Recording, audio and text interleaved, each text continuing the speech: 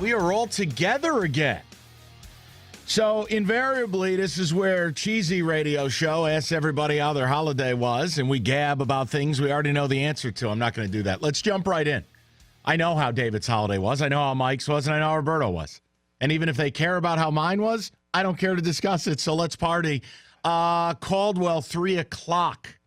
We'll get into that mess. We'll also get into the college football playoff in a bit, but I do think the freshest topic locally that we can get into is yesterday's delightful performance by the University of Michigan, and why we lead with that is very, very simple.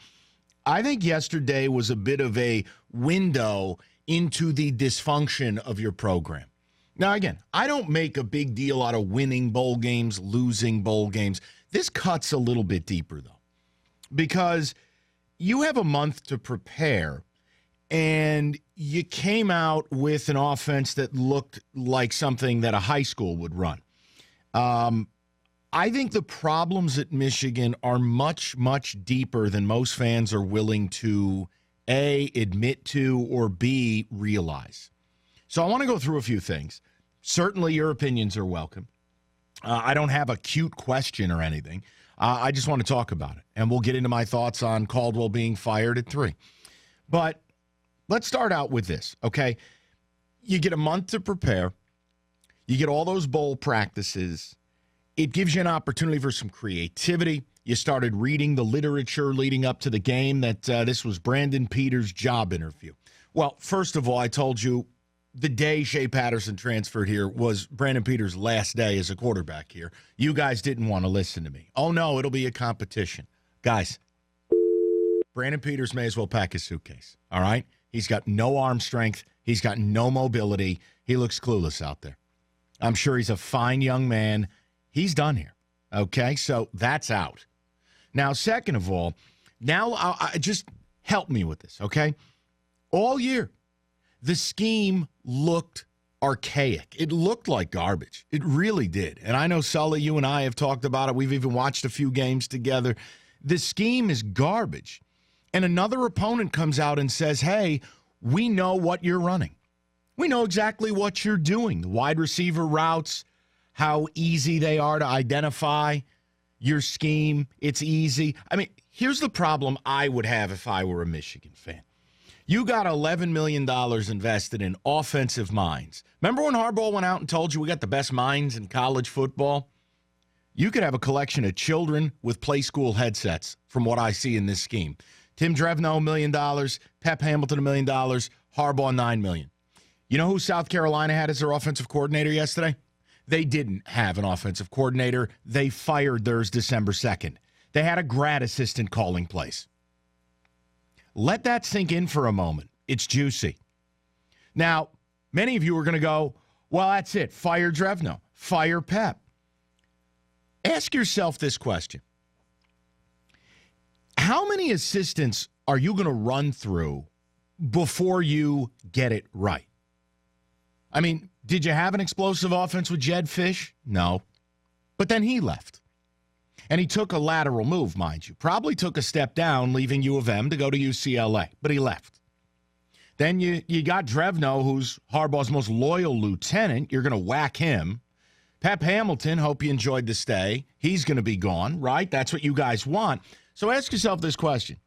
Every year, I mean, aren't they on like their third defensive back coach now? And if it wasn't for seemingly, pardon my opinion, just a real nice case of nepotism, you'd probably be replacing a running back every other year. The point is simple. How many assistants do you think you're going to run through before you're going to get it right? Just so I know, I can take some notes. See, this is the issue. You do not have any cohesiveness on your staff. Now, I was told at the very beginning, don't make a big deal out of it because Harbaugh loves chaos. This is what Harbaugh thrives on. I'd argue this is why Harbaugh only lasts about 4 years per stop, okay? How many good assistant coaches around the country want to work for this guy? Think that over for a minute. Second of all, how many of them will stay long term? So this is what I speak of with your problems run way deeper than just a QB. The fans that blather on about we're a quarterback from greatness, first of all, don't kid yourself. If you watched the college football playoff last night, you're not eating at the same restaurant as those teams, much less the same table. You're nowhere close. This team lacks toughness. This team lacks a togetherness. You know what I love about U of M's football teams? They love to woof early. Things are going well. Maybe they're beating up on a bad team. But when it comes down to a big game and a tough spot, momentum's not on your side, the stadium's against you, everything's falling around you. Then you start to see what a team's made of. Then you start to see whether a team rallies around each other. They don't. I'd argue there is no team. I'd argue that the problems that are in this program were on full display in that bowl game. They really, really were. And think this over, too. Harbaugh, Harbaugh to me looks like a guy on the sideline now, like a dude who instead of taking a Dayquil, took a NyQuil. How many insane play calls go through his headset? Like, how many are you going to take, Michigan fan? Yesterday with the tight end fumble nonsense, going for it late, 4 minutes to go with a quality defense. Pants, the silks. A play-action pass on, 3rd and 15 at Penn State out of the I form. I mean, at what point does Jim Harbaugh get questioned and you go, does this guy have it? Because I know what you're going to sell me. I know what you're going to do. This is the beauty about suspension of disbelief. You can make excuses for all that's happening and claim it's simply not real. It's the rain. It's a quarterback. It's a spot. It's a schedule. Guys, this is real. Okay? What's happening to you is real. Jim Harbaugh, this is my perception, walked in thinking he was going to be the smartest guy in the room. That none of these college putzes could keep up with him. And he would run around, get all the attention, cut a few corners, do whatever needs to get done. He'll get this thing rolling, and then, boom, he's a savior. His ego gets fed, and he goes back to the NFL. But now he just looks like a dude dressed in a dead guy's costume. It's the truth. I mean, this whole routine, you're not, you know what? You are Bo in that you can't beat anybody good. I mean, you are Bo in that you're losing bowl games. But here's a tip. Lose the Lee Harvey eyeglasses and fix your scheme. Because I got to tell you something. Schematically, it is embarrassing for $11 million of offensive coaching to come out and look the way that looks. Brandon Peters, hope you enjoyed your time here. He's seemingly all but gone.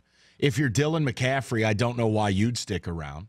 I think what Harbaugh has tried to do is the quick fix. I don't see anything building.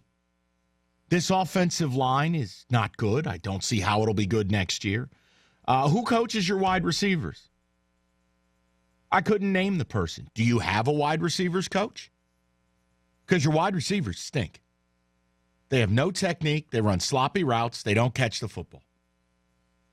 Oh, I know, though. Suspension of disbelief. Tariq Black is Jerry Rice and would have fixed it all, right? I want to know whether you realize the problems in your program. And I know what's going to happen. You'll call in, 248-539-9797. You'll call in, and it'll be all hype all off season. This is what you do. Deny reality, sell the fantasy, and move forward, because then you never have to look in the mirror and realize what exactly you're dealing with. Michigan fan, you've been had. You've been had. You've been played for the fools you are. Jim Harbaugh is not even the best coach in his own conference, much less the country. Jim Harbaugh right now just looks very average, if you really want to talk about it. Harbaugh's been outcoached by Mark D'Antonio in big games. He's been outcoached by Urban Meyer in big games. Jim Harbaugh does not have a team that sells out emotionally on a game-in, game-out basis. There's been no development at the quarterback position. There's been no development at the offensive line position. I would argue there's absolutely no development in the running back position. If Karan Higdon's the best you have to offer 3 years into your tenure, you're not getting it done there either, Tito. And frankly, this defense, for all the shine they get, They are still very susceptible to misdirection, very susceptible to the big play, and they will fold up shop in a hurry when stuff starts to go wrong. That's what I know after 3 years of Harbaugh. So I think you're entering the most important offseason potentially in the modern history of Michigan football. Because I'm not allowing you to come to my storefront and peddle what's in your suitcase, which is, well, just you wait. He'll in 2019 or 20 or at some point your run's over. Look, dude, any jack off the street can come on in. Any guy off the street, any Tom, Dick, or Harry can come in off the street. I give him 5-6 years of the power program. You're going to get it done, right? So I don't want to hear about that. You can't look that way in your bowl game. You can't look that way this year. You realize Rich Rodriguez in his first season had 13 touchdown passes between Stephen Threet and Nick Sheridan? You had 9 all year. Seriously. That's an embarrassment. You want sweeping changes? Go for it. Remember what I said. When you've never had continuity, it's very difficult to keep shaking it up. If you've had continuity and you make one big change, I get that. I advocate for that. But how many assistants are going to fly out the door this offseason? How many guys are even calling plays? Is it Drevno? Is it Hamilton? Is it Harbaugh? I thought it was laughable yesterday. South Carolina's a bad football team. And look, Michigan got everything they wanted, right? I mean, that opponent is, if I could line up an opponent for Michigan to beat in a bowl game, it would be South Carolina. You still couldn't do it. I thought the whole thing was truly incredible. And I think these problems run deeper than you realize. And this idea that Harbaugh cannot fail or is too big to fail, I'm sorry. I don't subscribe to that. Because I'm not so sure this is the same guy that coached Stanford or is the same guy that led the Niners. Because if he is, he kind of looks like a fraud after 3 years. And if he's not, then you're in a whole lot of trouble. Explain to me 3 years in what his scheme is. Explain to me 3 years in where the QB position is. Do you realize where you're at? You are going to your local parish and dropping to your knees and saying the rosary that a transfer is going to be eligible to immediately play and might have to be Baker Mayfield to save you. Or you're punting down the road and saying, well, years 5 and 6 and 10 will be much better. I thought yesterday was unbelievable. And to me, it highlighted a lot of the things I've tried to talk to you about this fall. There are some things here with Harbaugh that if you're looking closely and looking honestly, really are disturbing and don't add up. You know, play action pass out of the I form on 3rd and 15. Huh? Tight end handoff to tight end who's never taken handoff, and you know the scheme and you know the play, and it went through your headset and you still didn't call the timeout. These are things that, like, Jim Caldwell might do. Tell me again why this guy's so great. Tell me what you've done. It's been 2 years since you've beaten a team with a winning record in the regular season. What is it, September 30th, 2016? Tell me again.